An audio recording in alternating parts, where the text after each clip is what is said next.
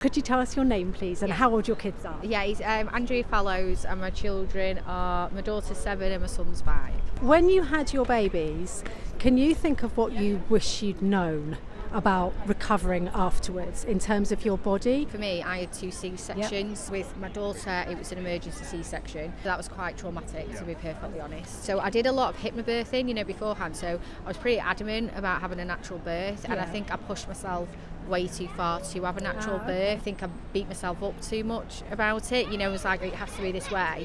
With my son, I had an elective C-section, and that was just so much more straightforward and so much more relaxed. It's horrible to say, but it's a lot nicer experience. So, which I wish I would have had with my daughter. It was like they couldn't control the bleeding with my daughter. People had to come in. It was quite stressful. I had to have a blood transfusion, but luckily I was high on drugs, so I didn't actually know what helps, right? I didn't know what was going on. C-sections were a bit more talked about, to be honest, and it's actually okay. And the most important thing is that you and your baby are all right.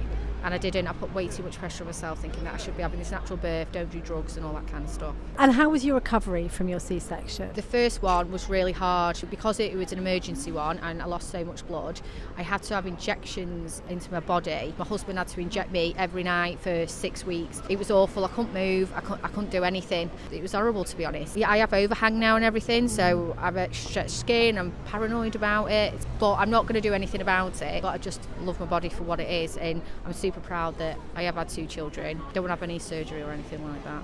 Do you feel that the information was available to you about what to do about postpartum body? You don't really talk about it, do you? I've always been open about it, just kind of like how my body is and things like that with my friends and stuff. What about pelvic floor exercises? Like if I said, do you do them? Do you know how to do them? My stomach's split as well, so I don't even know if it's together, to be perfectly honest. No, I don't. I don't do anything. I don't have issue.